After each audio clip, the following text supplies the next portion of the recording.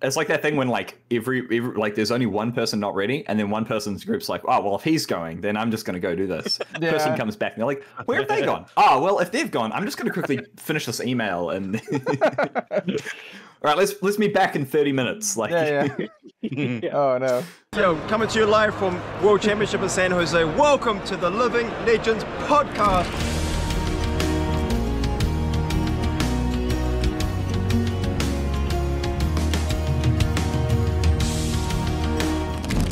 GLHF, good luck, have fun. Exactly. How's it going, everyone? And welcome to the. Oh my God, I already messed up. Okay. Professionalism. 3. Yeah. Fourth time's the charm. How's it going, everyone? And welcome back to the Living Legends podcast, your weekly Flesh and Blood podcast where we talk about all aspects of the Flesh and Blood trading card game. My name is Kel, also known as Red Zone Rogue, and I am joined, as you probably can already tell by the extra person here, as well as the title and the thumbnail. You've already read it all. We are joined by special guest Joshua Scott from Legend Story Studios. We also have Bill and Az too, but you probably know them. But hey, Bill, do you wanna say hi? Hi, I'm Bill, as Kel just mentioned. I'm Bill from the Spike Feeders, and really excited for this episode today. I have some friends on the inside when it comes to talking about rules and policy with Joshua Scott. So I think this is going to be a good one. I'll be able to, prod him on stuff that I know that maybe not other people, not many other people know. So because it's gonna be a good one. Bill, you are a judge, are you not? Yes, but don't check my math. Okay. I decided to become a judge because I wanted to be like a community person, and I figured that being able to help out in events and stuff would be really good. I do not have the amount of time that I would like to really dive into rules and policy. I'm good at I've done enough stuff that I could probably apply for an L2, but it would take me a while to feel comfortable to take the exam. Yeah. I have done some not really judge stuff, but I've helped with some local events, and I helped them run the stream and do some content, and then I helped the judges deck check some people. So that's my experience judging. I helped them deck check. well, that's all part of it. Yeah. Yeah. And then, of course, we have Az, who is diagonal for me in the OBS. How's it going, Az? I hope everyone's doing well. My name's Az from Go Again Gaming, and yeah, we got Josh on today to speak all things rules and what have you. So we got a lot of questions from the community as well. So there's going to be a lot of stuff to delve into today. So I'm looking forward to it. Yeah, it's going to be good. Yeah, and we may have buried the lead already, but yeah, Josh is going to be here to talk about rules and judging and all of that kind of stuff. So I won't take the words out of your mouth. Josh, could you explain what your role is in the Flesh and Blood ecosystem, like kind of who you are? Yeah, sure. So I'm Joshua Scott. I'm the Rules and Policy Manager for LSS. So that's my official title. I fit into a whole bunch of areas within the company and the development pipeline. So obviously I maintain the rules and policy documents like the comprehensive rules, the tournament rules and policy, the penalties and procedure guide. Also work a lot with the proofing as well. So once, I work with James developing the new mechanics for the games and sets coming up. And then once the developers have, finished chewing up the set and spitting out an amazing product, I just take it that little bit extra step and make sure the syntax is correct. And then I also consult with organized play team, so we coordinate on our premier level events and also our store events and work out exactly what needs to go into a lot of our LGS documents and FAQs. And I also work with our awesome judge program manager, Klaus Lasseher, who basically heads up a lot of our community aspects for our judges as well. And so I work with him to make sure that our judge program is as good as it can be. And, we continue to work on that day to day and continue to improve. So, and I also occasionally appear on podcasts as well as part of my. So yeah. For those of you You may have seen some like charts that Joshua has made. Like you made the rock chart, right, with all of like it's like a flow chart kind of thing. Oh, You made a yeah. couple of those, I think.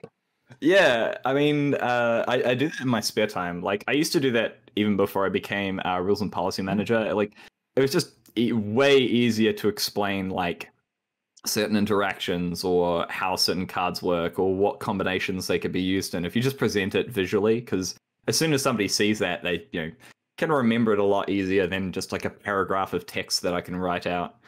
And it's always fun to do because it's when you have something like rock, and I was like, oh man, like there's so many combinations that people aren't thinking of. They're like, they might have come up with one or two, but like bugger it, I spent an hour just like putting images together. And I think it was even before, like we didn't even include like one or two of the cards that you could use with rock because it wasn't released at the time. But it's just like, okay, about 15 is enough for people to point to and be like, look at all the cool ways you can use it. Yeah. So, I mean, you jumping off from that, you mentioned that you used to do that before you got started. How did you get started with LSS? Like, what was your intro into this? Some people even asked. Okay, go ahead. Go ahead. Well, I was going to say, some people even ask if you had played other card games or judged other games before that. So I'm just very curious onto your whole, introduction into that as a whole. Well, I'll save you my backstory up until I got introduced to Flesh and Blood. But at the time, I was I've never really sort of been into card games before. Like as a kid, obviously you collect Pokemon cards, you bring it to the schoolyard. You're like, I'll trade my Alakazam for your Mewtwo or something like that, and you have no idea of the worth of anything. You've got your rubber band around like your cards, and stick it in your back pocket, like throw it into your lunchbox, like. So I've never really been in the competitive scene, or at least fully part of the community before. And my friend who worked at an LGS picked up the game, was like, hey, there's this cool New Zealand trading card game. We'll play a couple of rounds. I played as Ira, he played as Bravo.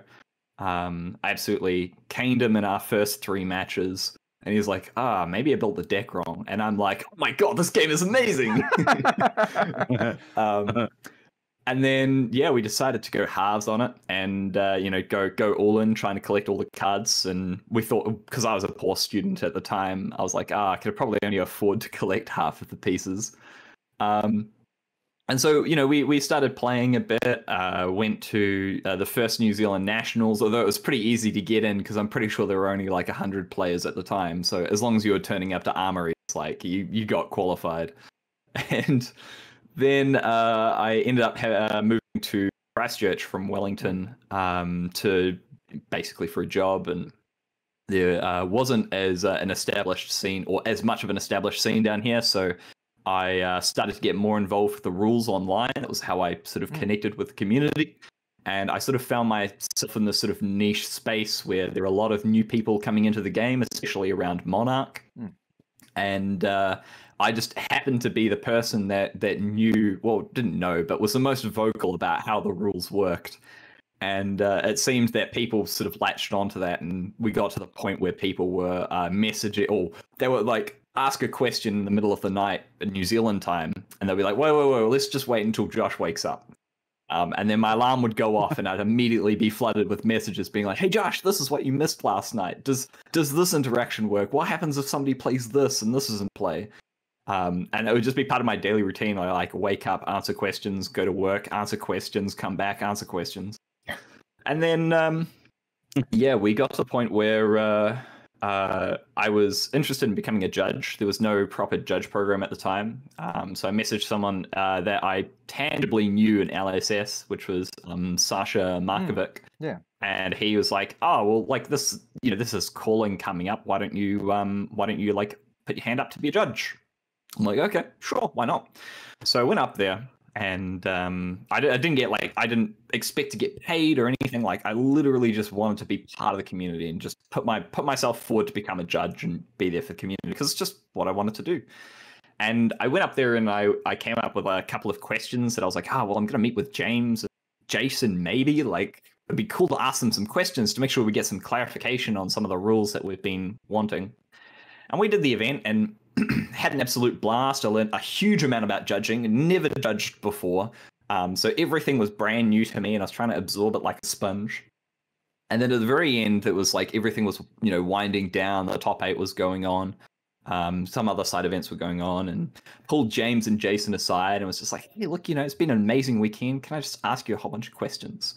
And they're like, yeah, sure. Like, we've got some time. And I started going through them, and like, you could see like James was just getting really into it. Like, I'd ask him a question, be like, hey, like, can you play an energy potion on the stack, or the chain as it was called back then? Can you play it as a layer, and then you can activate it as a layer because it's technically in the arena before it's resolved on the stack as an item? And they were like, yeah, that's a really good question. Like, what do you think about that, Jason? And I'll have this back and forth. And then I'll interject and be like, hey, so I got this idea, like you could remove it from the arena, or, here is a solution for you guys. And I'm just throwing it out there, like it's something that I've thought about. And so we talked about it for like 3.5 hours. It was a huge amount of time. And by then, like, top 8 had wrapped up. People were packing up. LSS employees were coming to like sit down, waiting for James to be finished with this conversation. At the end of it, I'm like, yeah, cool, awesome. Thank you guys. Like, I really appreciate your time. It's been fantastic to be here and judge and everything. And James is like, yeah, cool.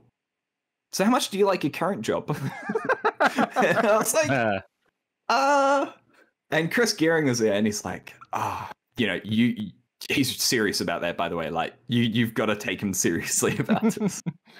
And like, one thing led to another, and eventually I was like, okay, sure, I'll work for you guys part-time, and if you see like I'm contributing towards the company and you want to keep me on, like maybe we can work something out. But I'd never even considered a career in rules of policy manager before, and I was thinking like what am I gonna do? Like, I could rewrite the comprehensive rules and then like I'm done. Like, what is there left? But little did I know, I am new work every single day, and there's always something. So yeah, the rest is history. It became part-time, then full-time, and then 1.5 later, here I am. Nice. Yeah, based on what you said earlier, like your all your duties, it seems like you're very, very busy actually. So that's such a sick story as well. Like, such a sick story with regards to your passion for just wanting to be there, right? And then suddenly, as a result of you wanting to be there, you're now where you are now. That's just like such a sick story. So thanks for sharing that. I mean, awesome. I think part of it is, taking the steps to just put yourself in a position where those things can happen, right? Like, yeah.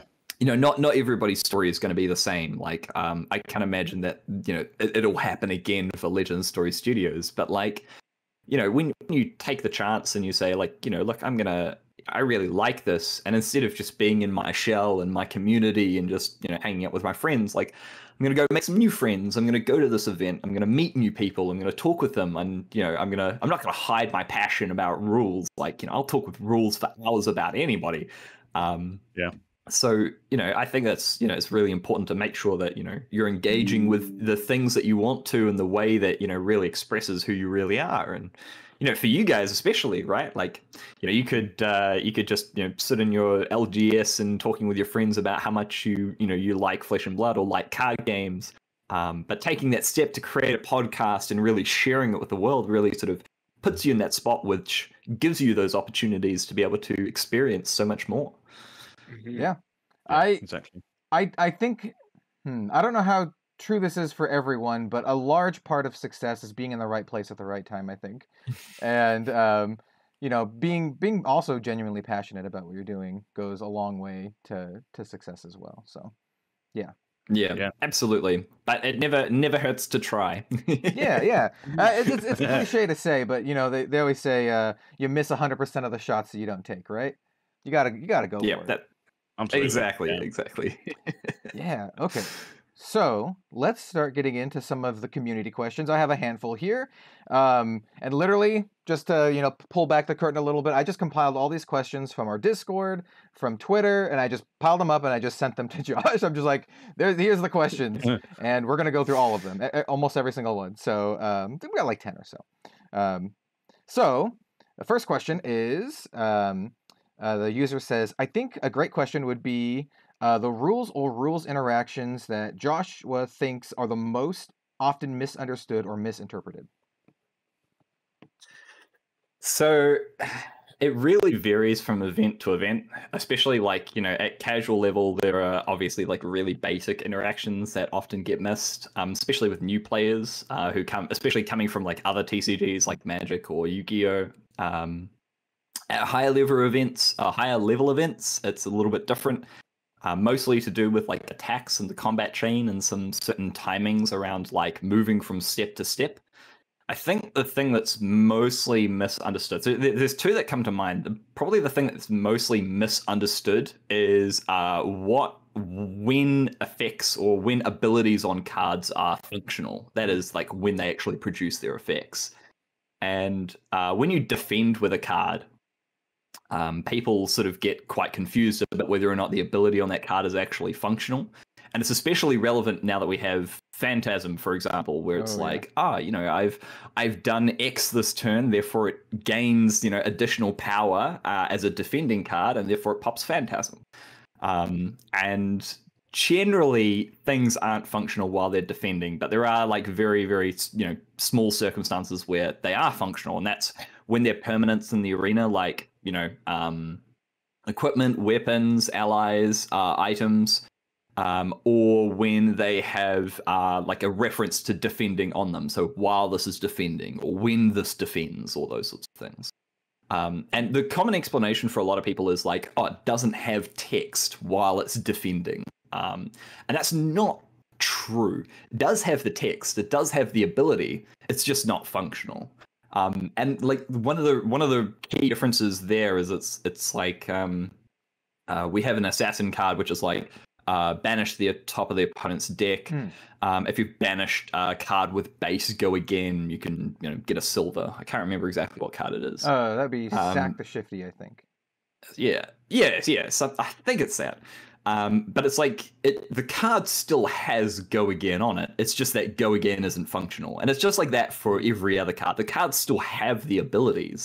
The abilities just aren't like turned on at that particular moment. And it's quite nuanced because, it has to be nuanced to be able to capture the function that we want to be able to capture. But it's probably the most misunderstood one.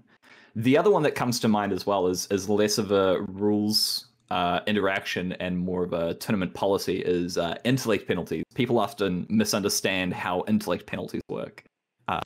And it's like, if you get an intellect penalty at the start of the game, does it affect your opening hand? And when's your intellect penalty tick down? And how many hands are you going to have like 3 cards for? And like just the easiest explanation is just like put a dice with however large of an intellect penalty on your deck. Tick it down whenever you draw your hand. And then when it's gone, there's no more intellect penalty. Like it's as simple as that. But there are like again some certain nuances about drawing hands, etc. And people like accidentally might remove the intellect penalty a turn early or a turn late, or not apply it to their starting hand. So I'd say that is probably the other misunderstood or misinterpreted part of the rules and policy document. That is very fair. So I do have a question then, just a little follow-up. Because I think this is true, but I'm pretty sure it's true. But you're talking about like you mentioned Phantasm specifically. So could you pump a card? So let's say you play Art of War, right? You play Art of War to give your attack action cards +1 attack and +1 defense. Could you then defend with one of those cards that had base attack 5 and then pop a Phantasm with the +1 from Art of War? Okay, cool. That's right. Yeah, that's right. So Art of War has the text, attack action cards you control gain +1 power and +1 defense this turn. And you control attack action cards that you defend with on the combat chain. So it would gain the +1. So Art of War is one of those situations where, yes, it is sort of an ongoing effect, and it does apply to the card, and it does give it +1, and therefore it would destroy Phantasm. But something like what would it be? Blood Rush Bellows wouldn't work because when you defend with an attack action card, that's not considered an attack, so it wouldn't get the +2. If you happen to be in a situation where you're playing Blood Rush Bellows in a defensive position. Right. Which is gotta consider these possibilities when you're working in hypotheticals. Right, yeah. Definitely. But I'm glad that at least that was intuitive for me to be like the Art of War. It works with the Art of War, and so I'm glad that it works as I would assume that it works, which is good. It's always nice when those rules. When the rules line up with like the intuitiveness of the cards, like that is perfect. That's exactly what I want to aim for. yeah.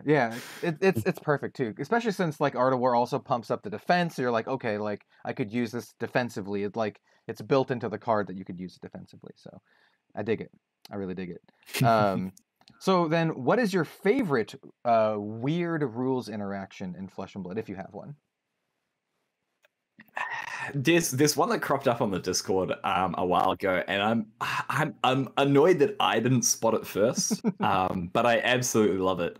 So if you're playing as an illusionist and you've got a frost hex on you and you're trying to get rid of your frost hex, what you can do is if you have is it Crown of Reflections or Crown of Illusions or something like that? Yeah.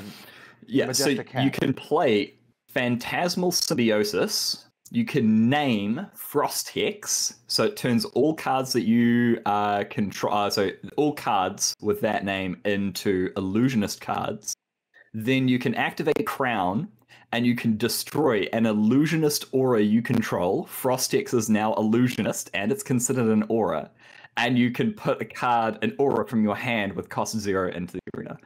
So you can use Phantasmal Symbiosis and your Crown of Reflection, I think it's Crown of Reflection, to destroy a Frost Hex. And I'm like, that is the most, like, it's such an amazing interaction. And I'm so, like, I don't often get jealous of people like being able to pick apart the rules, but when they find like really cool interactions where you sit down, you think about it, and you're like, yeah, that works. Yeah, I did. It's like the namesake of your Prism deck, Bill, isn't it? Finding all those weird illusionist interactions. Yeah. So you probably haven't heard any amount of the going on that I do about this specific deck that I've put together, but the deck that I have is a Prism aggro deck that revolves around giving things go again that don't already have go again. For example, the reason that I made the deck was because Transmogrify exists, and being able to Transmogrify a Snatch with Luminaris in play is just great. And then being able to Fractal Replication after turning your Snatch into an Illusionist card. It's basically just a bunch of interactions that when you explain them in a rules context, people are like, oh, does that work? Like, that's gross. And illusionist is just full of stuff like that. Like just weird. The one that doesn't exist yet, and the one that I'm sort of like I have my eye on at the moment. So it's a hypothetical that doesn't exist outside of UBF, and that is Crouching Tiger and Fractal Replication. So the idea is that if you happen to give Crouching Tiger, the illusionist super type, the illusionist class, through, I don't know, like Transmogrify or something, you happen to be able to play it because you can't defend with it. And then you play Fractal Replication. Fractal Replication copies the ephemeral ability. And then when the combat chain closes, Fractal Replication gets removed from the game. It doesn't go to the graveyard. It literally gets removed from the game. It doesn't go to your inventory. It doesn't go to your graveyard. And I think it's the only hypothetical where you can remove a card from the game that the game actually started with. So I'm keeping my eye on it at the moment because it's one of those things where I kind of wished I had pushed for ephemeral to be a subtype as opposed to an ability, just because of this Fractal Replication interaction. But it's harmless at the moment. I mean, like, but I don't know if I'll be saying that in 2 years. Like, I'm trying to think. Yeah. The only way to do that would be with a Go Bananas or something, right? You're playing as an illusionist, and you Go Bananas, and you name Crouching Tiger, and you open a Crouching Tiger from your dynasty pack, and then you take it in your hand. Like you could. That's technically. I mean, there's also that, and there's also Yorick, and it's like every hypothetical works with Yorick. I'm a little bit happy that Yorick exists now because it justifies me coming up with all of these weird cross-class hypotheticals that I used to do, and nobody was like, that'll never happen. Like, don't take that seriously. Oh yeah, I can imagine you getting like a weird message, like in 5 months or whatever, like, oh, this weird thing happened in this Yorick game. We have no idea how to resolve it. I could see that happening for sure. Yeah, I love it. So yeah, it's a fantastic exercise for judges as well, and it's like Shapeshifter Sealed as well. If you really want to test your like rules knowledge and your interaction knowledge, just play Shapeshifter Sealed with anything that includes Illusionist. So Monarch, Dynasty. I swear, Illusionist. This isn't a question, but. Is Illusionist like the most complicated class to judge and to make rulings for? It feels like it is. I don't know if it is true, but it just feels like Illusionist is. Yeah, hands down, I'd say. I don't think there's any class that comes close. Maybe Ninja and what would be another class? Ninja and would Wizard crack your top 3 at all? Yeah, Wizard's fine once you understand the stack properly. But yeah, Wizard is probably just under that as well. I would say Illusionist, Ninja, and Wizard are probably the top 3. I swear Spectra has to be like one of the top ones. Like just Spectra by itself. It's also just like a feel bad mechanic. For the person that is not the person playing the cards with Spectra. Like it feels bad to play against, I think is the everything changed when Spectra entered the game, I'll tell you that. I'm waiting with bated breath to see the next Spectra card that gets printed. I'm really I'm very curious. Yeah, we'll see what happens. I know how much Az loves Arclight Sentinel, so I just love loading up that sort of 11 dominated red in the ledger and then suddenly just ALS. It's just like God damn it, I've used like 7 cards and suddenly no, it's not happening. Yeah. Bro, as a fellow Azalea player, like I feel your pain. Oh, it's just horrible, isn't it? Yeah. And even when they have library out and you've got like loads of reds and you just can't do anything about it. It's just PTSD like, all over the place. Why did I play a red line deck? Like exactly, yeah. Using red line of the bow as well. It's just like, what am I doing in my life? Redliner, nah, man. Death Dealer all the way. Oh, absolutely, yeah. This was like a year and a half ago when I was playing Redliner, just trying some stupid things out. But obviously it didn't work. But there we go. Fun times. You gotta try it. Exactly, yeah. So the next question is, and we'll just ask it.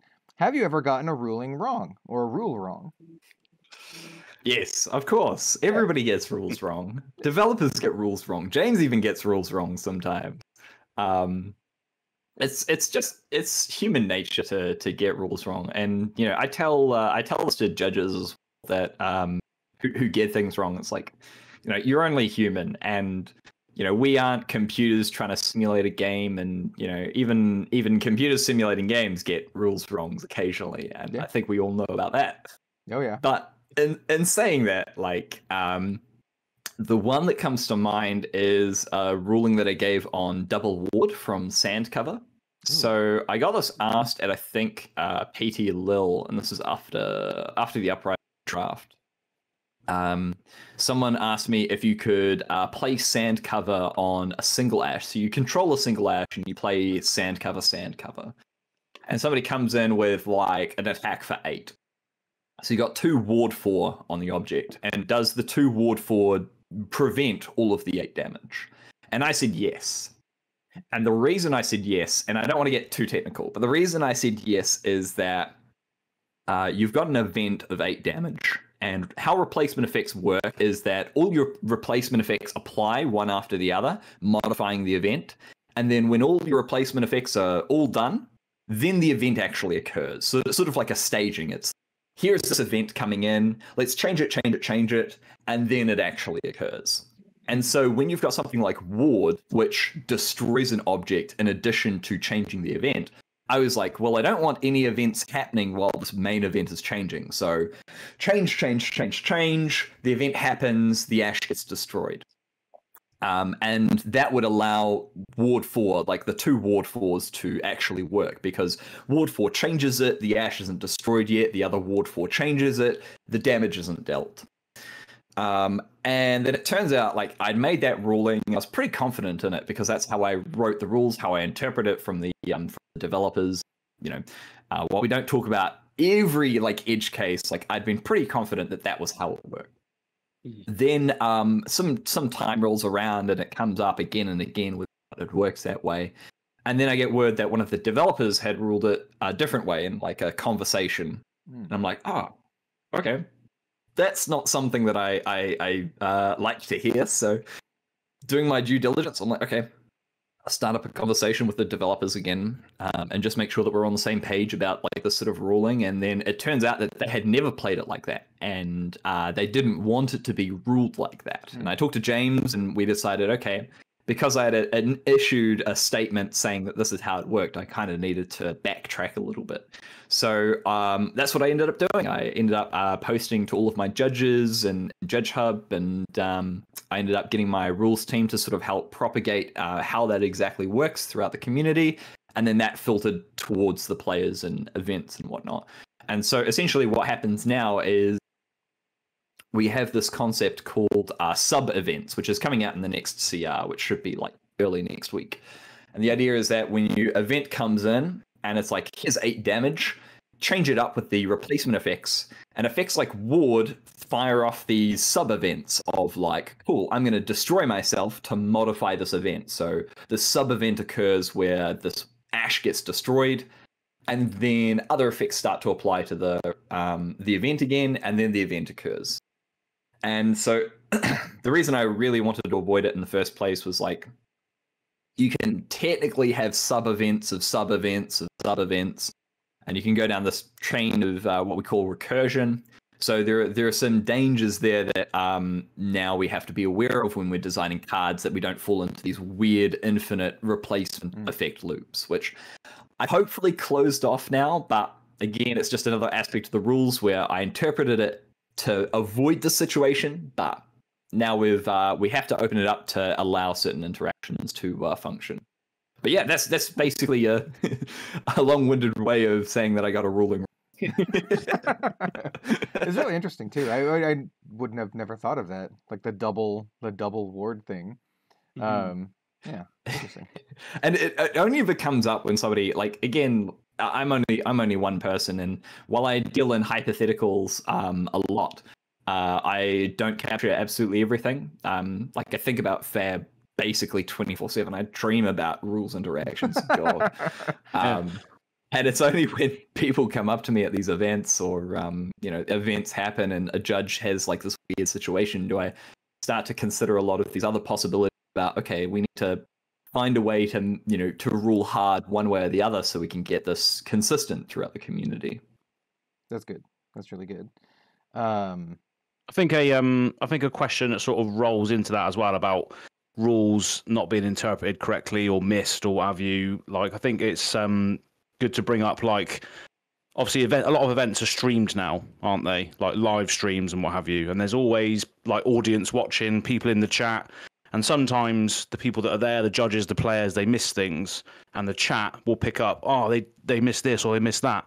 Is there like a plan, or do you, like, as judges, like take a notice of the chat in the stream, or will you, or was that something you look at in the future, do you think? Or so it's an interesting situation.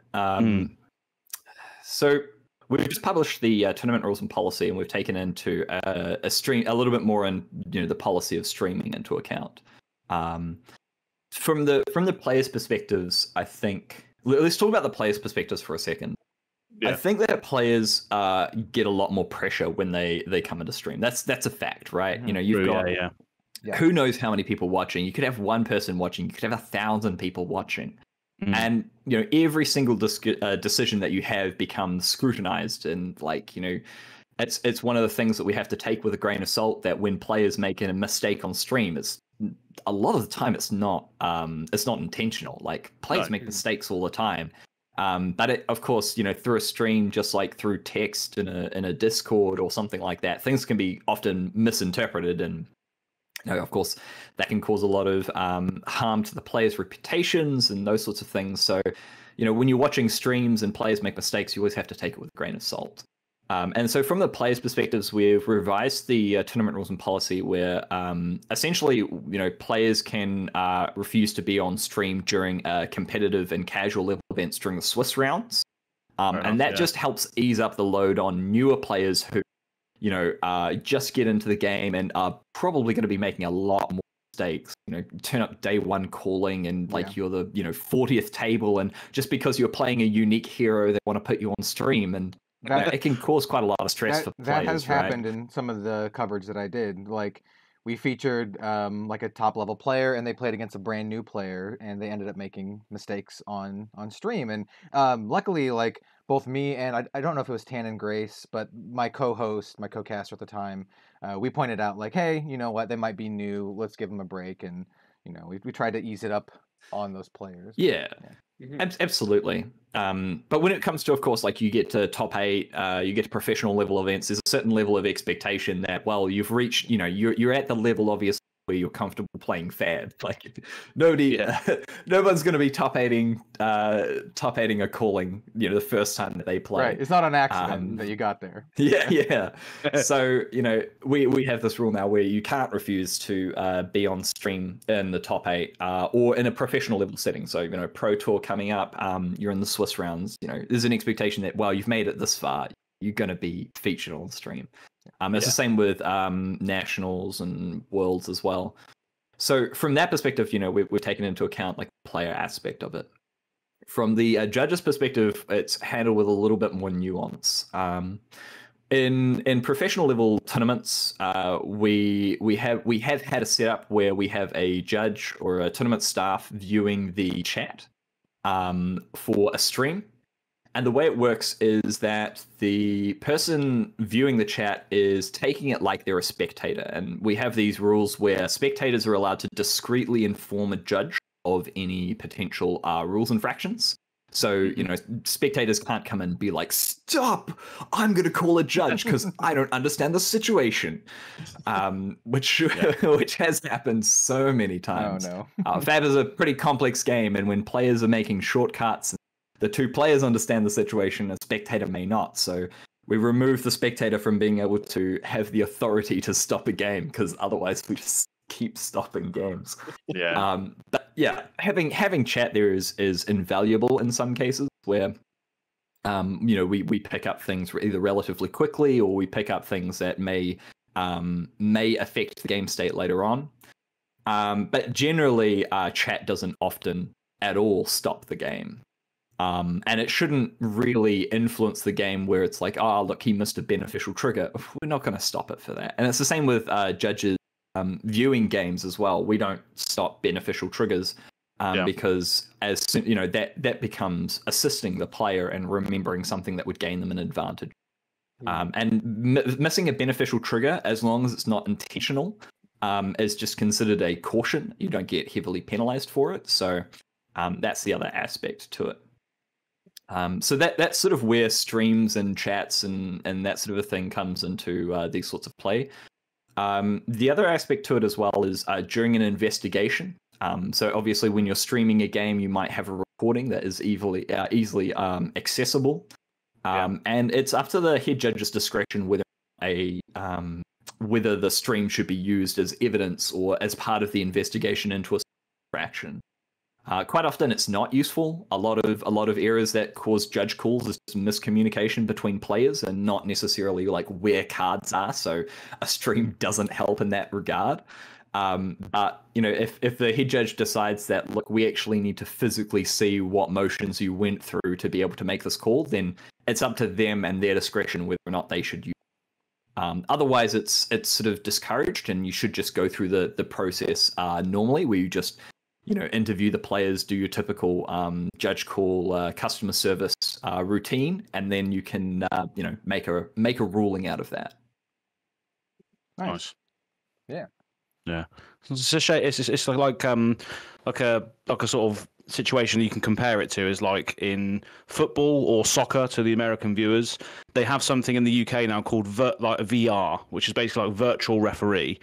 And I think it's kind of like ruined the game to a certain degree because they're always sort of blowing their whistle and saying, "Oh, wait, we're going to check the screen to make sure it's all in." And that's just like it just ruins the flow of the organic play of the game, you know. So you don't want to tread on that too much, you know what I mean? So yeah, and I mean, like in typical judge calls as well, like typically we allow the players to be able to sort out a lot of the infractions themselves. Like when a player does something wrong, like 90% of the time, the players can resolve it themselves. And it typically comes down to a small communication error. It's like, yeah, I'm attacking for 7.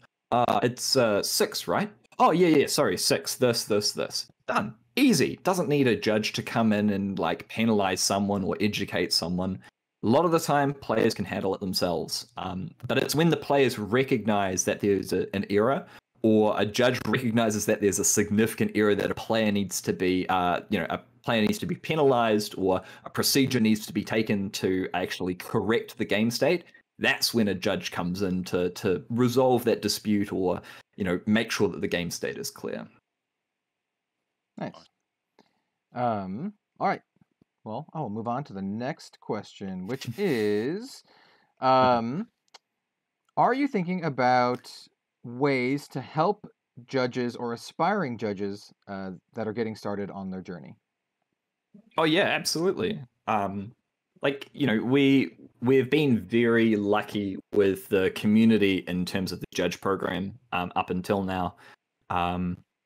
We've had we've essentially dipped into the resources of the resource pool of many other TCG, many established judges coming in from other card games have come in and said, well, FAB is pretty cool. Let's start judging FAB. But it's not sustainable to only, of course, rely on those individuals. A lot of them have been judging for decades in some cases, and aren't going to be judging forever. And of course, there are always people coming in and out. So in order to make sure that we continue with the expansion of Flesh and Blood and continuing to support the community, we need to bring people in who are like me, who haven't judged before, may not have played Flesh and Blood before, into the judging space, into the community. And it's not for everyone. Like judging is just one part of a person's passion, and some people don't have the passion for judging, have the passion for collecting or creating podcasts or just playing. And so it takes a certain type of person to start really committing themselves to judging, getting into that sphere of being that particular pillar of their community. But we recognize it's so important to have those people there, those people that are knowledgeable about the game and are able to help facilitate those local game store tournaments and come to these big events and sort of really bring a lot of this community together. So one of the things that we've been doing, obviously, over the past year is to create adjudicator promos. That's with Tyquaius, proclamation cards. I don't know if you know, but we've also hinted / semi-revealed 2 new adjudicator cards. I think it's Proclamation of Abundance and the is it Therion, Magister of Justice? I think is the name of the other adjudicator. Yeah, we sneakily saw like the art and like the name. Looks super cool. It looks very like light Solana kind of themed. Where was this? Yeah, I you haven't seen it, Ed? Dude, Therion was on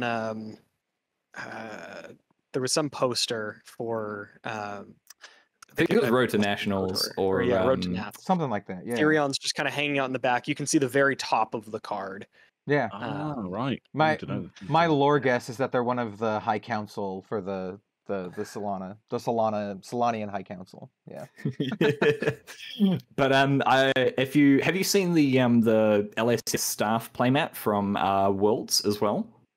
Yeah. So you might notice that I might be featured on that playmat, similar getup as well. So I was gonna say I have it, but that's a lie. I have the old I have the old staff mat that James gave to me a a while ago. I don't think it has you. Doesn't even have Sam. Yeah, no, Sam on that it, was yeah. that was before my time. Yeah, has like Sasha and a lot of crew on it. Yeah. But yeah, no, I'm featured on the new map, and I don't have it here, unfortunately. But I was very, very happy to this time. But anyway, back to the point that we were talking about regarding. So yeah, we've been looking at like a new adjudicator card, just to show our respect to like, here's something cool we want to do for the judge community. And we're revisiting that again this year. So we're looking at how to make the judge rewards a bit more consistent in terms of, when new rewards come out, as well as looking into making sure that it has a certain level of collectability and want from judges. So we're taking feedback, and at Pro Tour Baltimore during the judge conference, we're going to be announcing the new reward system that we're going to be trialing over the next year. And then seeing what happens from there, and hopefully it becomes something that is desirable and gets people interested in becoming a judge and giving it a try and seeing what they can achieve and whether or not they want to commit to doing some more in that space.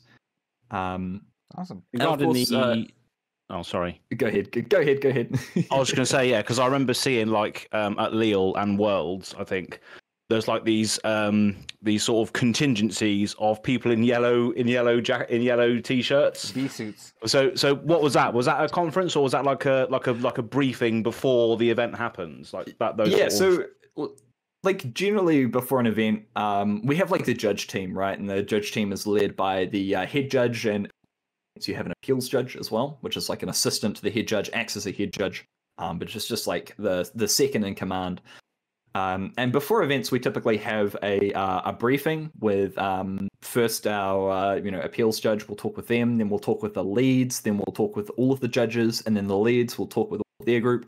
So we have quite a regimented structure in terms of what judges are available, or what judges are how do you say? I'm losing my words here. What judges are responsible for what aspects of what parts of the community or the tournament or the event. And you'll often see that at the very beginning of events and also at the very end of events after top 8 is finished as part of a debrief as well. Nice. Oh, okay. Nice. Sweet. Are there any are there going to be any? You might not be able to answer this actually, now that I think about it. But are there going to be any new systems to make the onboarding process of new judges go smoother or easier or anything like that?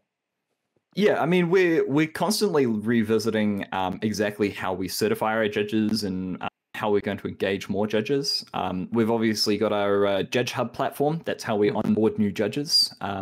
And while I've been a bit busy with our rule and policy documents, I'm definitely looking forward to later this year investing some more of my time along with our judge program manager Klaus to make sure that it becomes as entry friendly as possible. I think we've still got a bit of miscommunication or a bit of we've lost someone there. Yeah, Bill. We'll give him a second here. He says, "I think my computer froze, restarting." I was actually wondering because he was just sitting there for 3 minutes. He was just like not moving at all. Stunned silence, trying to take all this information in. Yeah. I was like, I wonder if he's frozen or if he's just like absolute, just stone faced. So we'll get Bill a second. We'll give him a second to come back. No worries. That's funny. But yeah, no, the Judge Hub platform, we're constantly revisiting a lot of what we can do there and how we can support our new judges, and we're gonna be looking at investing a bit more time and resources into creating those re-envisaging the platform to create a better onboarding experience and training experience for judges too. Cool. Because it's a bit hard to say to people, you want to become a judge? Well, just read this 100-page comprehensive rule document and then read the 40-page tournament rules and policy, and then take the level 1 exam just like fresh. Yeah. Here's this It's not realistic. Here's this technical manual. Memorize it. Yeah. That's not what we want judges to be able to do. Judges provide more of a customer service than a technical service, like a technical technical, fixing for games. Yeah. And I'm just gonna wait a little bit here for Bill to come back now, because like the fact that he left messed up the OBS. So now Joshua, you are where Bill is. Az is still in the same spot, but now I am split because I'm on the bottom. I'm split between your screen and my screen. So I'm gonna leave some part of this in, but I'm gonna cut some. So what you now have to do is you have to speak in an American accent and a New Zealand accent, like every other word. You have to now do that. Oh God. Oh God. I don't even know if I could do an American. Oh, I don't even know if I could do an American accent. That's not bad. That's not bad. That's more of like a southern one. Like Az has Texas, like yeah. Az has a very West Coast accent, which I guess would technically what mine would be. Like technically what mine would be. Yeah. No, that's a little more southern. You're feeling like a little Texas there. Josh has just inspired me to do Texas. I'm just trying to like think. Like I can't even mentally think like how would I do an American accent? I don't imitate people's accents. So what are you talking about? I can't do accents, but what we can do is we were saying in the last episode, like 100% necromancer confirmed, because that's something that Ian says a lot. And so you're trying to say it in a New Zealand accent, like 100% necromancer confirmed. Necromancer confirmed. 100% necromancer confirmed. Yeah. In the next does he say mancer or mancer? Oh, I don't know. Necromancer. Necromancer confirmed. Necromancer. I don't know. Yeah, I don't know. Oh, this is the other one that really caught me. You guys say banana, and I say banana. Banana. Yeah, I say banana as well. Banana. Yeah, it's banana. Yeah, banana. Yeah, we say like nana, like you have a nana. Banana? It's nana. Yeah. Welcome back, Bill. We're just speaking about bananas. Welcome back, Bill. Banana. Welcome back, Bill. There we go. Banana. Yeah, I mean, there's definitely a lot of those, like especially between like the American pronunciation and then like the British pronunciation of a lot of stuff. Like aluminum is one of them. Like aluminium. Aluminium. Yeah. Aluminium. And then even here in the States, there's regional differences between things like tomato. Like that's the whole like thing. Yeah.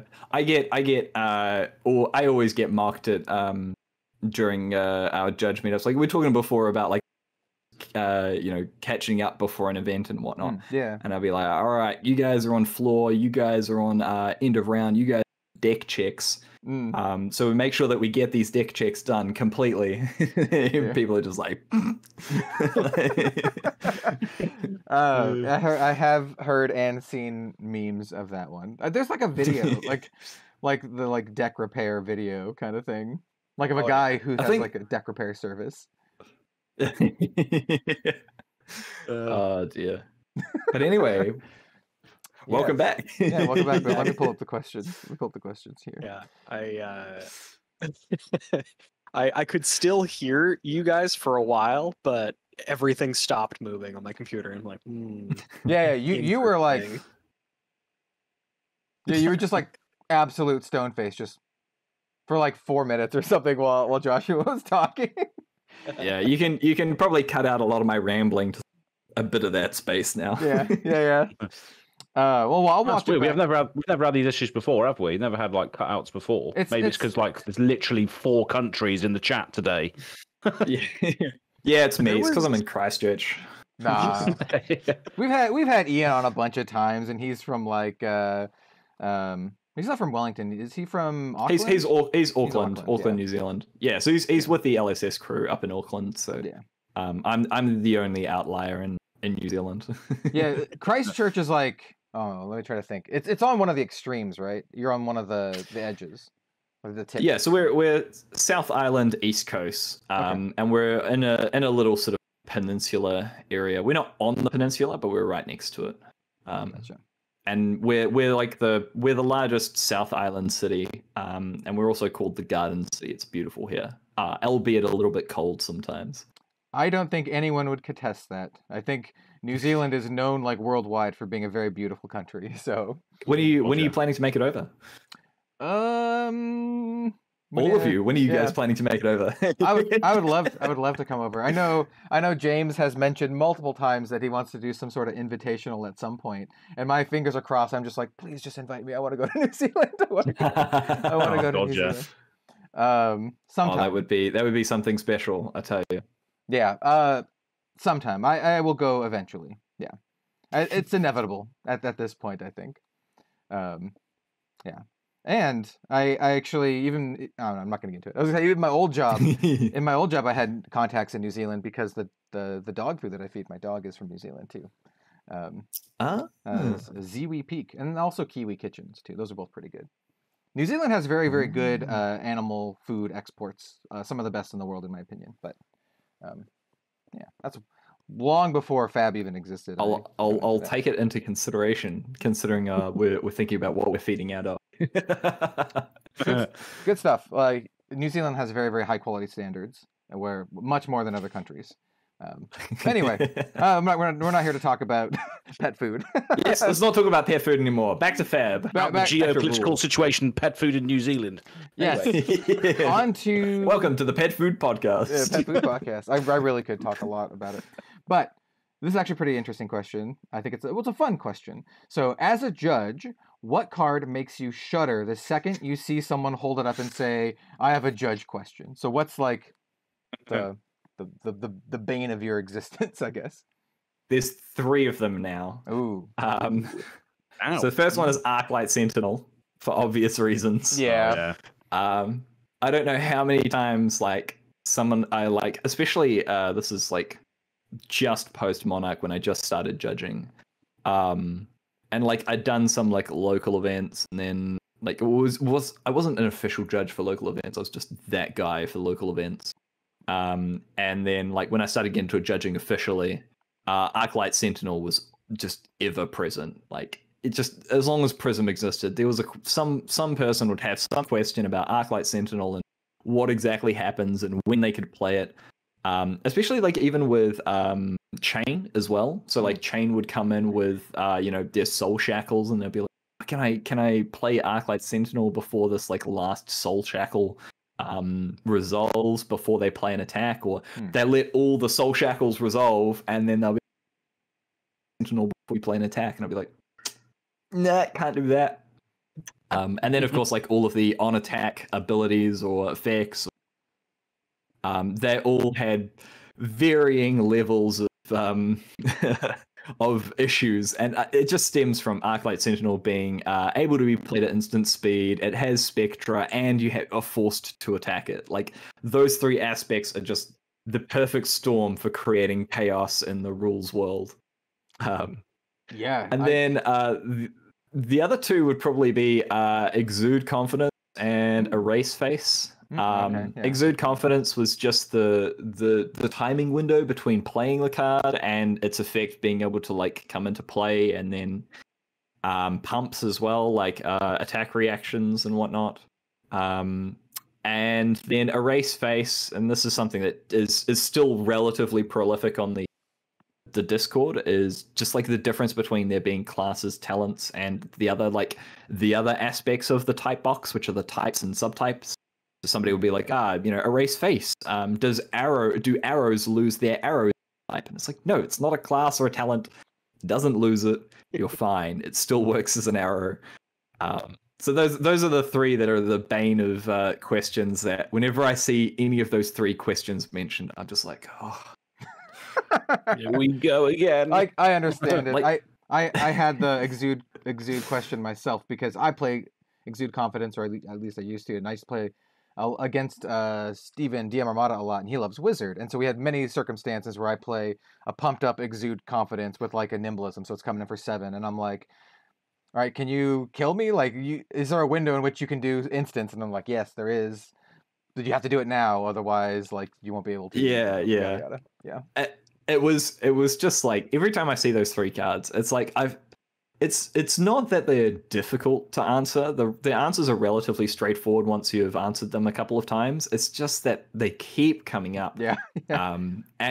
While I try to be as zen as possible, like, as level as possible whenever I come into a judge like situation, like, we always teach our judges to be impartial and to be like assume the benefit of the doubt, like, don't assume ill intent until there's reason for it, those sorts of things.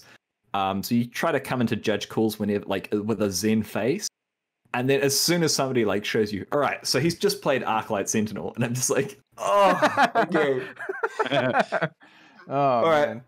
hit it, like hit me with it, like let's go.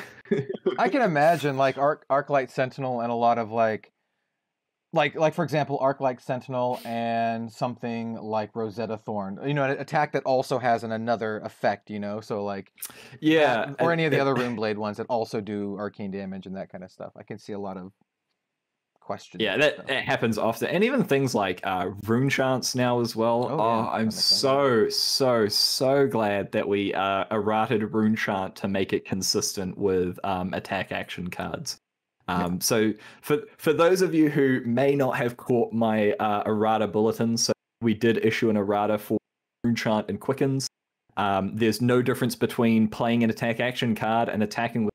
Now they both trigger rune chants even into Spectra cards, so you don't have this weird situation where you have to answer like, well, with attack action cards it's different to attacking with a weapon. And I really like that change too, because once again, I feel like that's very intuitive the way it works now. It's just like you attack with something, then they go off. Like it just makes a lot of like sense as a player. So yeah, absolutely.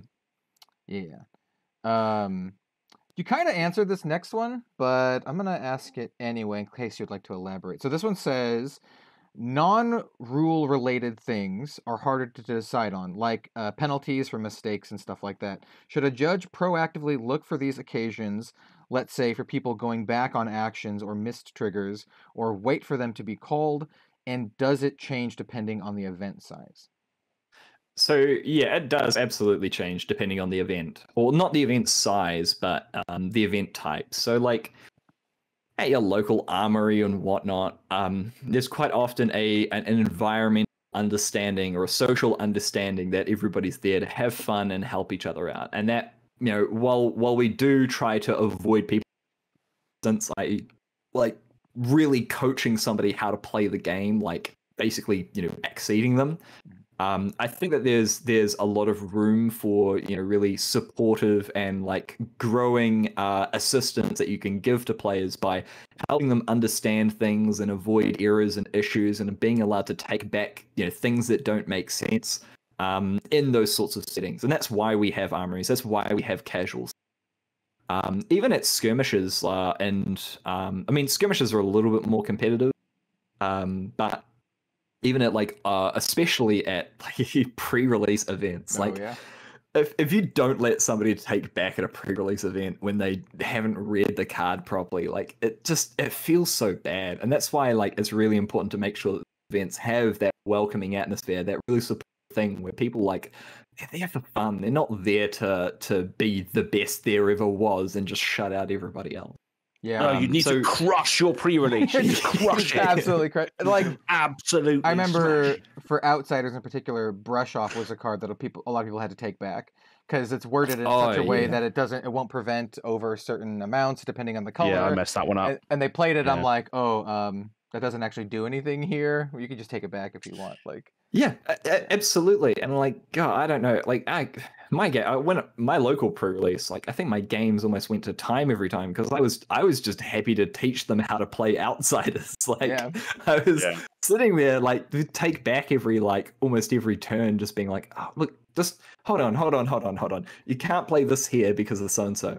You've also missed this trigger. Let's just rewind a little bit so you can deal more damage to me and make sure that you're closer to winning the game. Yeah. Or they're like, okay, I pitch 3 attack with my dagger, and I'm like, so you have a frailty token, and that means your dagger's attacking for 0. And they're like, oh crap. Yeah. I'm like, do you want to take that back? That's fine. Like I'm not gonna be like, you have to attack for 0 now. Like.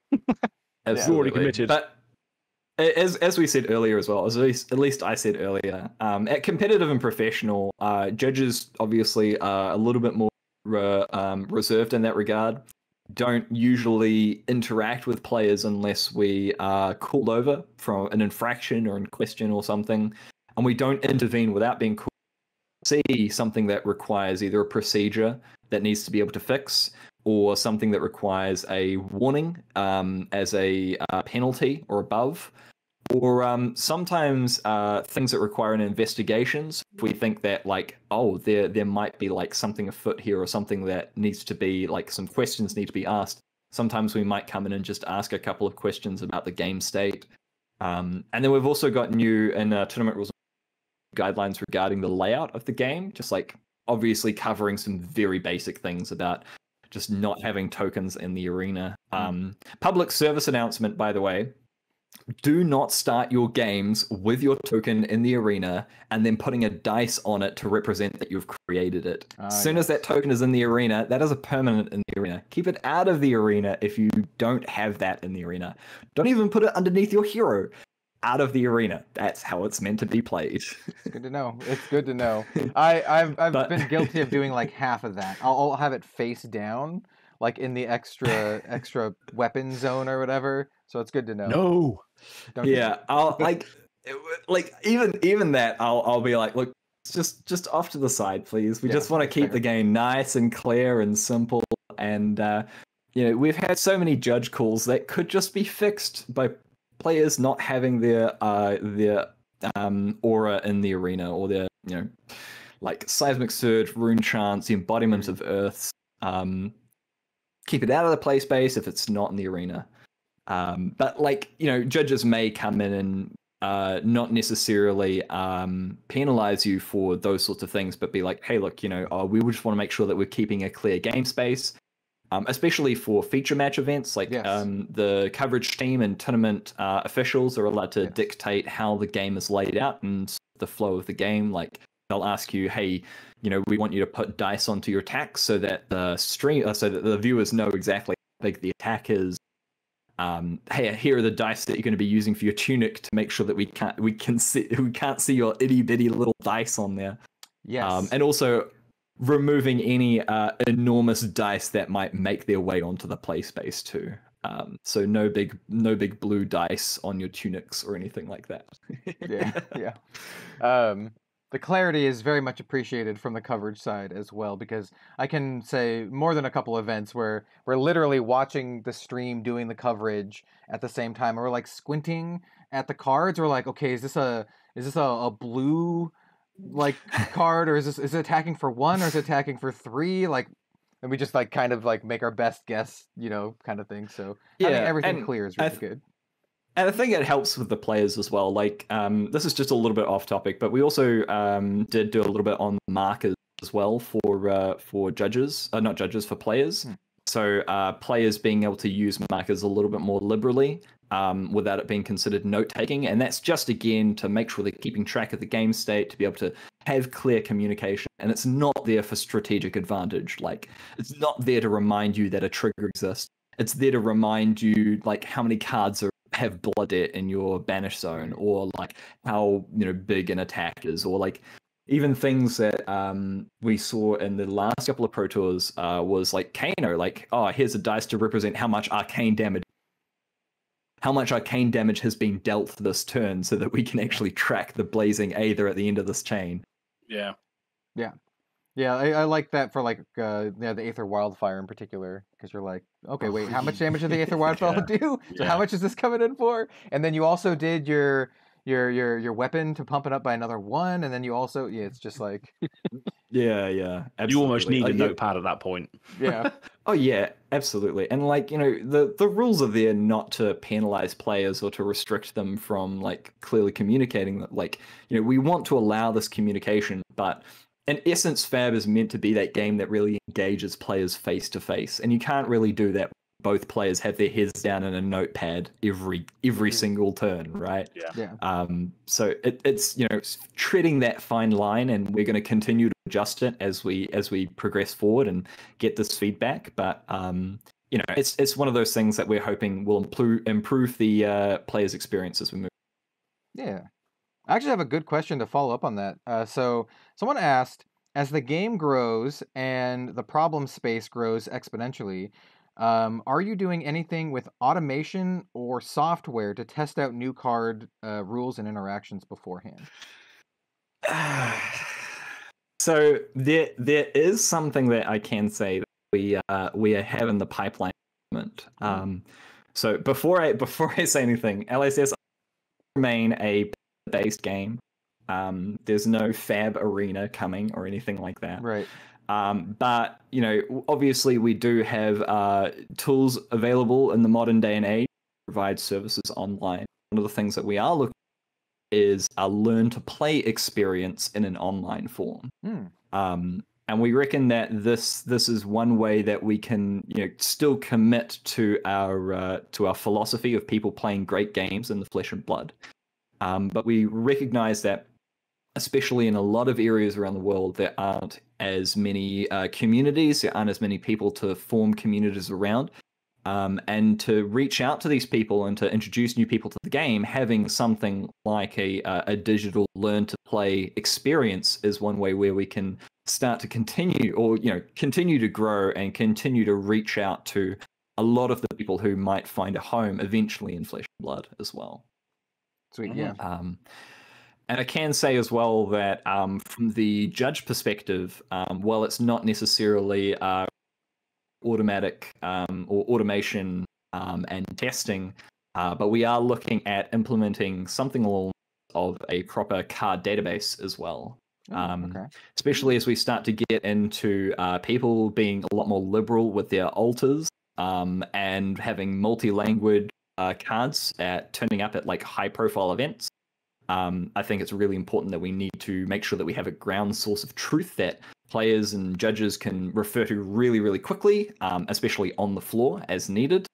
And it also opens up the pathway to being able to do things like online decklist submission and official decklist submissions to Flesh and Blood as well. So I know that doesn't excite as many people as excites me, but I think that it's a step forward towards, again, just sort of solidifying the position of FAB as a TCG and in the competitive space, and taking a lot of these aspects a lot more seriously so that we can commit to making sure that the player experience is as good as it can be. Yeah, actually, I have a question that I just thought up since you mentioned foreign language cards, and I know this is a thing that happens in other card games where they exclude foreign language cards. Is that a thing that Flesh and Blood, do you think, would do or is looking at, or are all languages acceptable at all events? No, all languages are acceptable at all events. There's no requirement to go ahead and get the English language version. Like, I think it's a bit jank if you start to exclude specific languages and those sorts of things, because we don't want to ostracize or exclude certain communities based on the availability of cards in the region. Like, we really do want to embrace people and where they come from and the language that they speak. That's why we're putting so much effort in creating these multi-language in these areas, especially Europe, where obviously we can get by with English, but it's a hot pot. It's a cauldron of like multi speakers. And I think it was really cool to embrace, their history and their culture and bring them in through Flesh and Blood with things that are personalized to that sort of experience. And I think as well, like, we don't want to make English versions more desirable than any other language. I can't speak on behalf of LSS, but personally, I think that it would be a really poor experience to turn up to a French LGS for a pre-release and then get French product and then being like, cool, I can play these at armories and nowhere else. Yeah. So I think that it's important to make sure that we have this availability and that our cards are worth something everywhere you go. It encourages people to travel all over the world. Turn up to Europe with your English cards, turn up to America with your German cards, turn up to Japan with your French cards. Cause a bit of confusion, but we will get there in the end. Anything for an edge, you know what I'm saying? Yeah. No, as long as it's not used for an advantage, that's included in the TRP. So any issues with multilingual excluded for advantage taking. That's really great to hear too, because I know a lot of folks are coming in from maybe other card games, or they hear rules in other card games, and there are some card games, especially like Japanese ones, where like you can only play with the Japanese ones in Japan, and if you're at an event in the US, they have to be English. You can't play with the Japanese versions, and vice versa. Like, so it's good. And do that. And it's like, if you're doing a non-official LSS tournament, you can create these additional rules if you want. But like for official Flesh and Blood, official Flesh and Blood tournaments, we still want to abide by our guiding philosophy, and that is bringing people together in the Flesh and Blood through the common language of playing great games. Yeah. And you can only do that if the people have the product to be able to play with it, and not exclude them because they didn't bring the right language of products. Yeah. Yeah, no, that's great. And probably great for most of the listeners out there, because only about 40% of the audience here is from the US. So, 60% is international. So that's really cool. Oh, fantastic. Yeah, so if you're showing up to Worlds, wherever it may be this year, bring whatever language that you play in, which is awesome. Absolutely. Yeah. I cherish my absolute undertuckens in my deck. Your Sink below. undertuckens. German sink below. Yeah. My gosh. I do have a playset of German E-strikes, so yeah. Yeah. Yeah, what's Really Easter egg in German? fantastic. Goldschlager or something? No, That's it's a joke. Goldschlager. it's not called Goldschlager. That's a joke that's for a everybody. shot. Like Genus's new weapon, Goldschlager. Goldschlager would be a very funny pun to use as a Oh, genus no. weapon name. That would be extremely funny. Now you give them ideas. Okay, back on track. Okay. Yeah. All right. Is there a card that has yet to see competitive play that you think could cause a lot of rules questions if it suddenly became a format staple? Nothing particularly comes to mind. I think that there are cards that like cause questions from time to time. I typically get asked questions about random cards that aren't in the meta from time to time from competitive players that I know personally, or content creators that I know personally that are sort of like trying to get an edge or trying to deck or something like that. I don't think that there's any particular card that comes to mind that I'm thinking like, oh god, I'm so glad this isn't in the meta. Like Judge Team would have a field day trying to answer all the questions about it. But cards come and go as well. Like we've seen it with like Wizard, for example. Oh, yeah. Wizard really was wild, makes a splash at PT, and then all of a sudden that player is like the number of questions the opponent has to ask about the Wizard player and Kano and like either Wildfire and Blazing Aether and like all of these like weird interactions. Forked Lightning, God, Forked Lightning. Oh, that's a goodie. Oldie but goodie. Yeah, pumping up a Forked Lightning. Yeah. Yeah, that's right. And it's just like those sorts of like it's not that like a card comes into the meta and all of a sudden there's a whole bunch of questions about it. It's like there are cards, there are questions about it, and they come up when those cards are in the meta. And it's the same with like Arclight Sentinel. Like if Prism ever gets a reprint and Arclight Sentinel comes into the meta, we're going to have a ton of questions about Arclight Sentinel again. So we're currently enjoying the peace and quiet right now. I can imagine like weird sideboard tech cards that are like really only for sideboard, like Snag and that Chains one from Arcane Rising that makes it so your opponent can't play or pitch a card or whatever. Chains of Eminence. Yeah, I imagine there's some weird Chains ones of like Eminence that could come up. Yeah, and there's also like cards that have received errata. Those also get a couple more questions than usual. So things like Blizzard and Rune Chant and a few others that we've had to regretfully issue errata for. That makes sense. Yeah, there's a subset of cards that exist so far that I feel like would be the answer to this question if you had like a hard and fast answer, and it would be things like, this isn't a good example of it because this one's pretty straightforward, but like effects like Fog Down, where it's like cards that hose a specific type of thing by changing the mechanics of the game.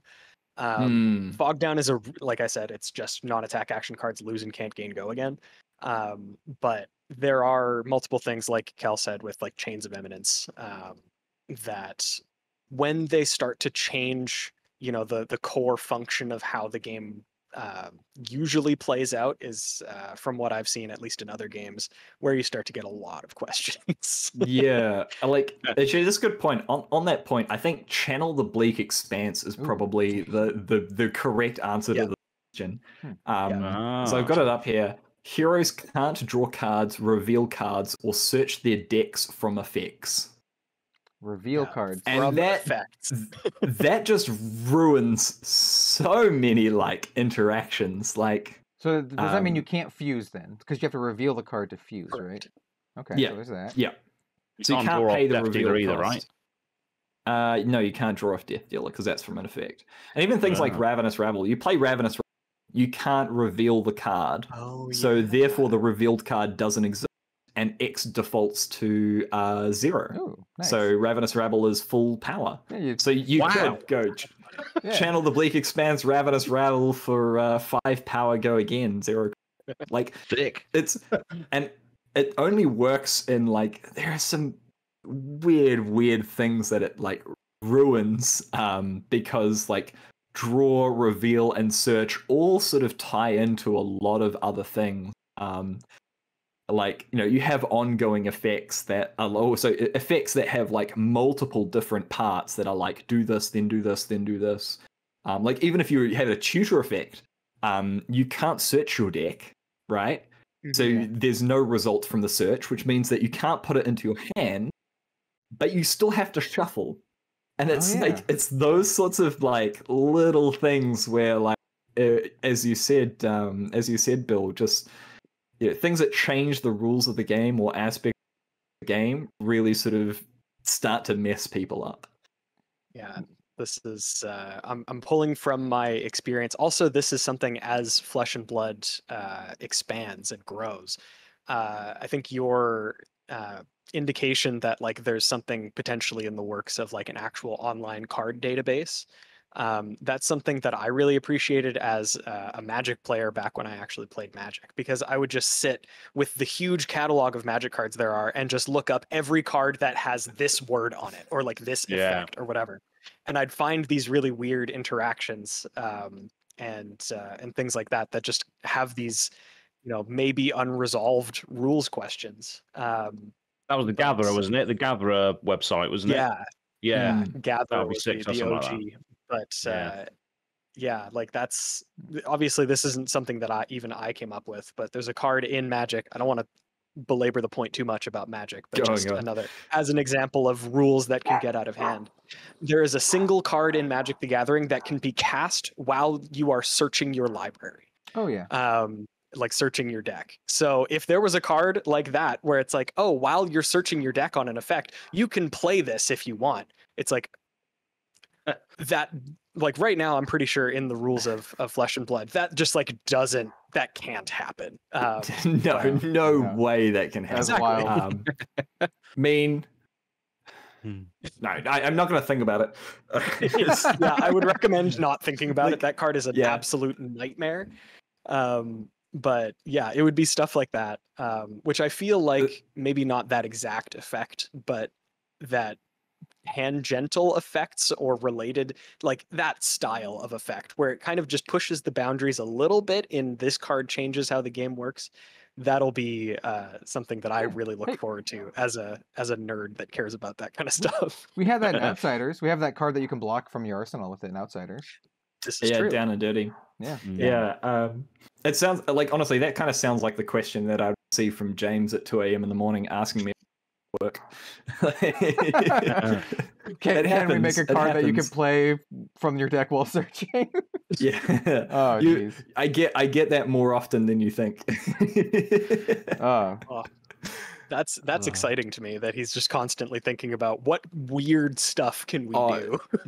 James is I will say that I'm very happy to have James at the helm of Legend Story Studios in the development of Flesh and Blood. Like he is a savant of so many aspects of trading card games, and when it comes to like really digging into like new sets and new designs and new mechanics, like I'm always just astounded about what sort of things he's going to come up with next. And it's an absolute pleasure to be able to be like one of the first people to work with that on him and help him make those things become a reality. I said this on other podcasts as well, but like my job isn't to shut things down saying stuff isn't possible. My job is to make things work, and quite often we end up making them work. Yeah, that's awesome. You're not the first one to say that too. Like, well, not about that specifically, but Brian Gottlieb, when he was on, he basically just said that James has a massive back catalog of ideas and cards that he's just been making for years and years. So I can only imagine what he comes to you with sometimes. That's super cool. Well, maybe you'll see with some of this Dusk Till Dawn stuff. I've heard rumblings that it is quite the spicy set, so I'm very, very much looking forward to it. Can't wait to see what y'all have in store. It's gonna be really cool. Dear. All right, so this is another pretty interesting question. Are you satisfied with the current complexity of the game as far as the rules go? If not, do you think they should be more or less complex? So I think the game is necessarily complex. Like I've heard this either way. Like some people disparage the complexity in terms of saying, well, it's way too complex. Like there's way too many moving elements, these effects, interactions to remember. But I would argue the same of any solid TCG in the space. Like you look at something like Yu-Gi-Oh, Magic the Gathering, they have all sorts of mechanics and rules and Yu-Gi-Oh has little essays on their cards, like little tiny. I don't understand Yu-Gi-Oh. Like I've said this before. I haven't played Magic the Gathering. I haven't played a single game of Magic the Gathering before. And that's just out of coincidence. I'm not trying to avoid it. But I just never had the opportunity to. But I have read their rule book 6 or 7 times, and so I know how to play it. And when I got to Yu-Gi-Oh, I just couldn't. It's one of those situations where you from scratch and over multiple tutoring sessions to understand. And so I would say that it's a necessary, not a necessary evil, but there's a necessary complexity to the game of FAB. And it forms the foundation for so many things to be able to occur. Like, our hybrid cards, our mechanics of things like boosting and searching and finding, and the go again mechanic, which is so critical to our game space, and being able to explore different ways to abuse it or remove it or play around it. The different timings in the start phase, we want to make effects that can be responded to, can't be responded to. So there is a necessary complexity to having a foundation for a game that allows you to keep adding stuff in. And it's sort of, I view it sort of like chess, right? Like there's a certain complexity to chess. And that you have to remember how everything moves. You have to remember turn order. You have to remember these other moves, these other rules like on and castling and promotion. And then that forms a foundation for, if you wanted to, being able to add new game pieces that follow similar rules but build on the complexity. And then, that would be in opposition to something like Go, where the rules are so solidified around one particular aspect, it makes it nigh impossible to add in additional pieces without breaking fundamentals of the game. Go is so simple in that you can write its rules. I think it only has 7 or 8 rules, depending on which New Zealand rule set is the best.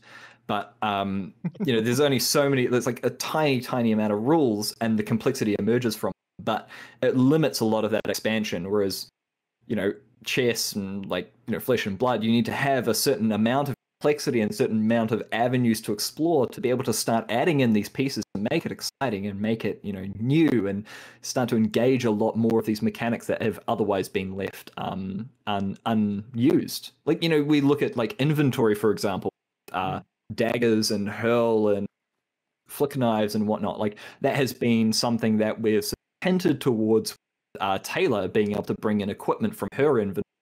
Yeah. But now, obviously, it's sort of another aspect of complexity to the game where we've had this foundation, and now we've started to create effects that can start to really build upon it, really start to use it. Again, we haven't even touched on the ability to be able to use the inventory yet. There are still many avenues that we can, but it's only because we have that initial complexity, initial foundation, can we actually start to do that? Regarding the actual explanation of the rules, though, I would say that I'm never happy with the comprehensive rules. Let's just put it that way. I'm always striving for better. And I think that there are improvements that we can continue to make. Things like the language that we can use in the comprehensive rules, the additions of things like learn to play elements. I'm switching gears and looking at creating a new hero's handbook over this year, just to sort of like, how can we create that intermediate rule book for players who don't want to read the comprehensive rules but still want to like look at some of the important mechanics that they need to get into their brains. So that's actually really good. Yeah, it's not a question that I had here, but it's one that comes up on a lot of my more beginner-friendly videos. Like whenever I do a video reviewing like the Blitz starter decks or whatever, people always ask if there is like a little rule book for players. And my answer is, well, they used to do it. The original hero decks had this tiny little book that had rules in it, but they haven't since then. So having something like that is something that I think a decent amount of people in the community would be very happy with. So. Yeah, and I think there's avenue to explore some other aspects to that as well, and that is this is my sort of thoughts about it, but I would really love to see include some tournament rules in there as well.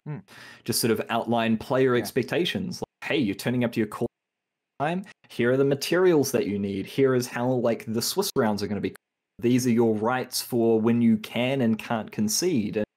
And those sorts of things I think are important for bridging that gap between a casual player and a competitive player, where they dipping their toes in their water, dipping their toes into the first competitive event at a calling or a battle hardened, and just having a small, short, succinct resource for those sorts of things I think is really critical, and that's going to be one of my next avenues for development. Yeah, it's quite daunting, isn't it, for new players? They don't know how a tournament structure works. They're going to want something like that to do. I feel like it's absolutely. It's like almost like when you're transitioning from being like a young adult into adulthood when you first have to file your taxes, because it's not like you ever took any classes on filing your taxes, right? You just have to learn or have someone tell you how to do it, and that's kind of how it is. You just need a pamphlet to file your taxes. That would be ideal, right? Yeah. That'd be nice. You get your diploma from high school, and they give you a pamphlet. That in the Blitz decks? A pamphlet? Yeah, just a pamphlet on how to do taxes. How to do taxes. Brilliant. What, American, or do we do localizations like France, Germany? Yeah, it'll only be New Zealand tax law, but translated into different. I'm afraid that is going to be it's going to be bittersweet for some people. Most people don't file taxes in New Zealand. It's all like automatic. So that would be nice. Well, maybe then it would be a nice short read. Yeah. Yeah. It's only if you really own a business or contracting work do you really sort of start to get involved with tax. But, okay. Well, most of the time it's I'd have to do taxes then anyway. So I was like, even if I lived in New Zealand, I'd have to do taxes. So there's that. We're a lot easier though. It's I think as far as I'm aware. But anyway, enough tax talk. Yeah. But no, I think it's a really smart thing to do. So yeah, that's awesome. And I know, like I said, a lot of folks are gonna like look forward to something like that, especially the part about the catching people up to expectations for tournaments and that kind of stuff. So that's really good. Yeah, for sure. And coming from other card games as well, minute differences that I think people need to be aware of. And concession rules is the one that always springs to mind, but other things like deck checking and what you need to have on hand, and even just small things like what exactly are legal. Like, obviously we've been talking about multi-language cards. Having multi-language cards be legal is an important aspect to make sure people are aware of. And then I'm sure it's probably corner case, but people will probably always ask about like altered cards and artist proofs and all this kind of stuff that I'm sure would get like, making it clear is really nice. So yeah, absolutely. Sweet. So I have one more question on my list here, and it's more of a specific question than a general question. So it says, is there a timing window where it is okay to change the cards and or order of cards you pitched after you announced the play and pitched? So that's an interesting question, and we've covered this a little bit in the tournament rules and update, which I highly suggest that if you're interested in this level of specificity when it comes to tournaments, you should be paying attention to the wording and the aspect in there. So come under reversing actions. Basically, you've made a legal play, you've committed to it, but you've realized that you've made a mistake and you need to reverse it. So if somebody hasn't committed an action yet, so typically they play a card, maybe they pitch a card before they've played and out of order, and then they're like, oh, actually, no, I need to pitch this blue card. Like that is fine because you haven't actually committed anything to your opponent. You haven't committed to any particular action. And we can't force you to play a card after you've pitched a card. Like, we don't play the game for you. But once you've committed an action, you've made a decision, defending cards, played a card, you've pitched for it, or you've said like, no block or something like that. There is a window where, you can reverse that. Typically, the first avenue is to make sure that your opponent is okay with it, being like, oh, sorry, no, I didn't mean to pitch that card. I just, no blocks. Oh, wait, no, sorry, I just want to block with that card.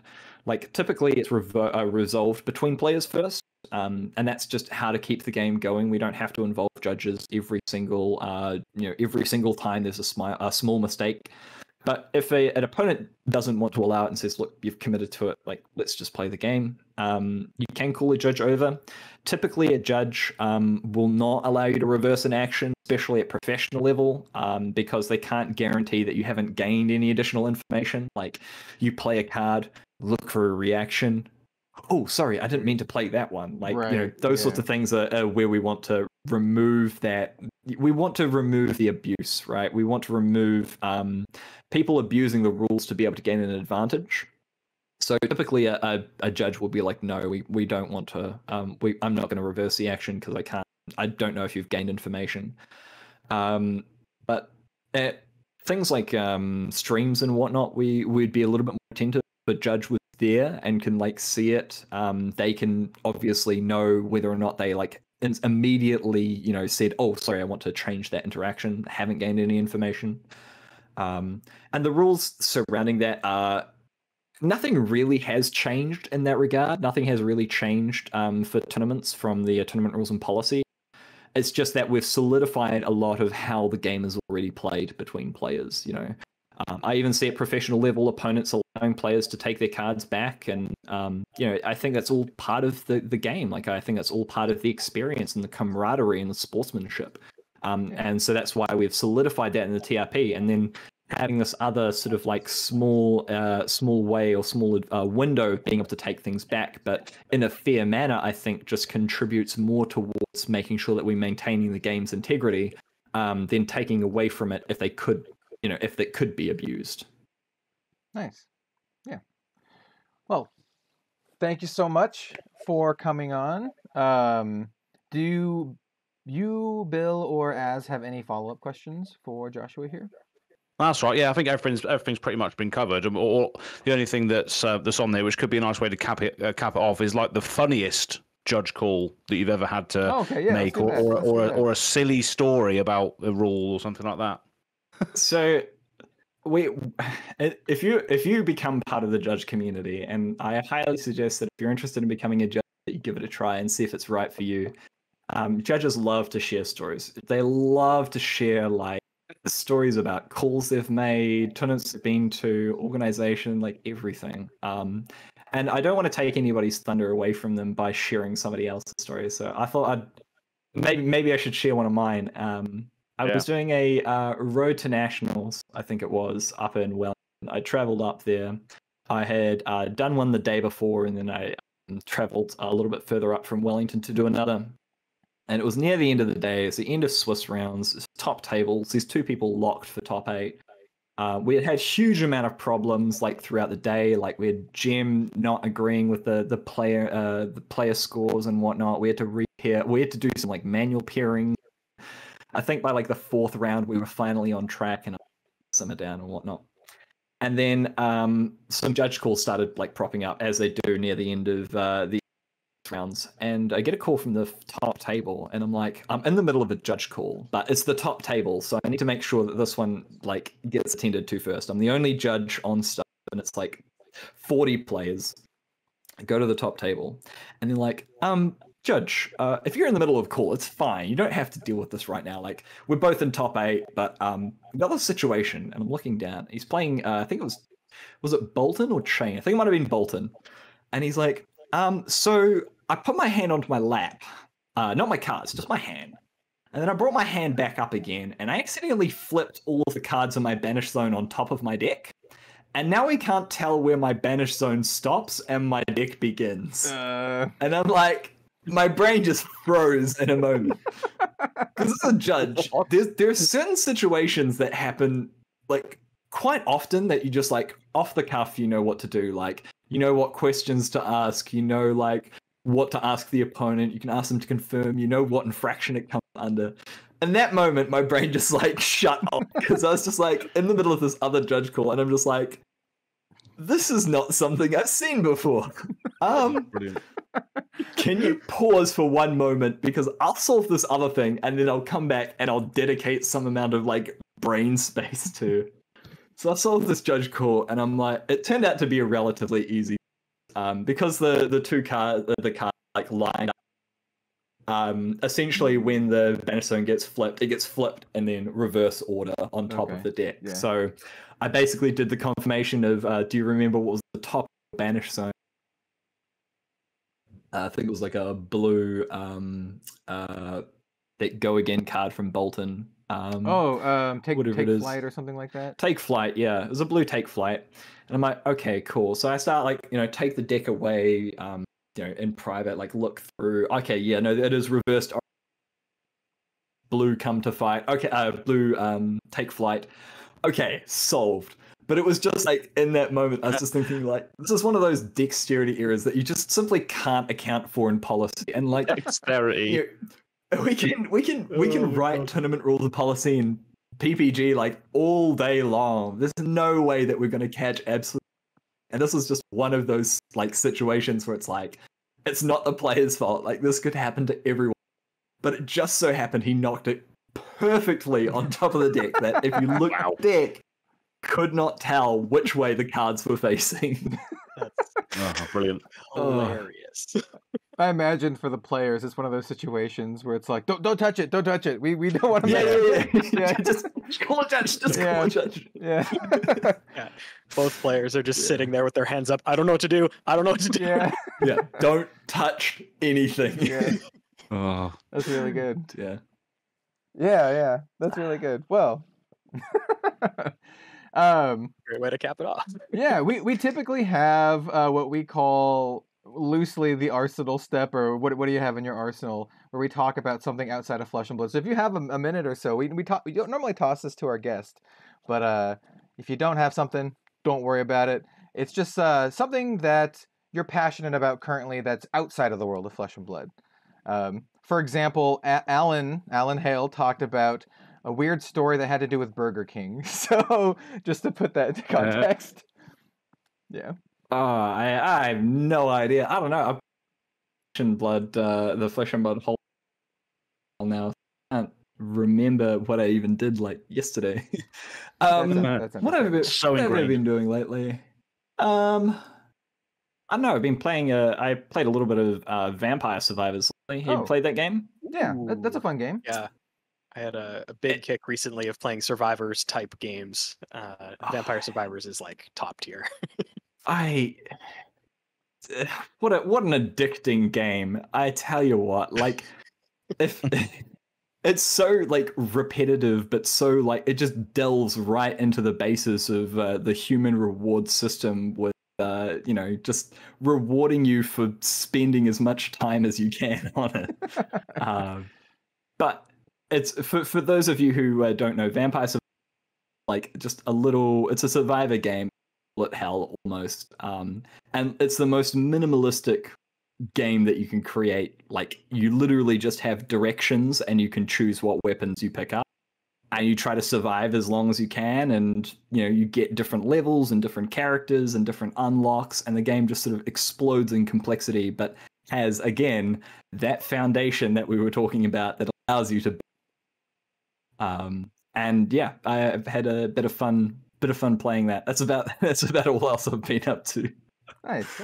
Nice. That's fair. Hey, like for me, mostly it's just been all work on the channel, and then I've been slowly plotting my way through like the Resident Evil 4 remake. So I know how it is. It's like an hour at a time, like a day or whatever. But yeah, it's a bit there, just to sort of unwind and stress. So where to go? yeah, for sure. Well, thank you so much for coming on and talking to us about judging, rules, and all that good stuff. We really appreciate your time, so thank you. No worries. Thank you very much, everyone. I really appreciate you guys have been doing for the community. I do listen in as often as I can when you guys every. It's a pleasure to finally get to meet you, Bill and Az, and I hope I get to meet all three of you sometime this. I know that you're not heading to a more yourself, Kel. No, I'm not going to be able to make it this time. That's unfortunate, but I'm sure that there'll be plenty of other opportunities that we'll get to catch up with each other in the future. So I look forward to it. Yeah, all three of us currently are planning to go to Worlds. So that's this year. That's our Perfect event on the horizon. We all plan to go to Worlds. So wherever that may be, very much something to look forward to. I've never been to Europe, so like no matter where it is, I'm gonna be pretty stoked. So I get to go someplace new. So that's really cool. Perfect. Easy. Nice. And we'll do our little sign-offs here. Joshua, do you have any place where people can follow you, or are you more of just kind of like a nebulous I'm an amorphous cloud that hovers everywhere right now. Okay. But if you're interested in becoming a judge, you can hit up Judge Hub at judge.fabtcg.com. And you can also join our Discord if you want to be involved in the conversation. Otherwise, participating online in the Facebook groups. Get in contact with your local, your judge coordinator in your local region, or with our judge program manager Klaus. Otherwise, I just pop into conversations every now and then, occasionally. All right, excellent. Well, it sounds great. And we'll toss it over to Az. Az, where can everyone find you? Yeah, so I'm Az from Go Again Gaming, and speaking about judges and rules and all this sort of thing, I've got a new Ultimate Pit Fight series coming out soon, and the new episode's going to drop this week. Nice. Took me a long time to do the first one, but we're speaking of judges and what have you. Tyquaius is going to be in this particular episode, and he does play with people's lives at the very end of the show. So it's definitely one worth tuning into. Which is going to be on Go Again Gaming, so go check that out. But on YouTube, so yeah, that's exciting stuff for me. Perfect. Tyquaius is gross. Absolutely. Tyquaius has won every single UPF game that I've played with Tyquaius in it. So right now, for me, Tyquaius is like kill on sight. I'm like, you're playing Tyquaius. Yeah. Underdog, man. Underdog. Yeah. He's quality. And how about you, Bill? Where can everyone find you? I am Bill from the Spike Feeders. You can find me on Twitter at BillTSF. I tweet extremely infrequently, but if you ever need to contact me and you're not in any of the Discords that I'm in, that's where you can do so. You can also find me on YouTube at at Spike Feeders Fab. That's terrifying that I forgot the name of my own channel. But also just a cool shout out. We just hit 2,500 subscribers on there, so. Nice. We're doing some good stuff. And if anybody listens to this and also watches the channel, thank you for supporting us. Appreciate it. Yeah. And I'm Kel, also known as Red Zone Rogue. You can find me everywhere at Red Zone Rogue. I've kept the branding very consistent, so basically about anywhere. But you can mostly find me on Twitter and YouTube. And also this week, currently the day that this podcast goes live, you can also find me and Bill over on the official Flesh and Blood YouTube channel for the last episode of the Skirmish Gauntlet there. And it's going to be a really fun one. It's going to be Benji versus Arachne. So tune in for that. It might be up before or after this podcast, but it's coming up around the same time. So definitely go check it out. And nice. Thanks for watching, everyone. One. Yeah, it was a good one. See you next time. Thank you.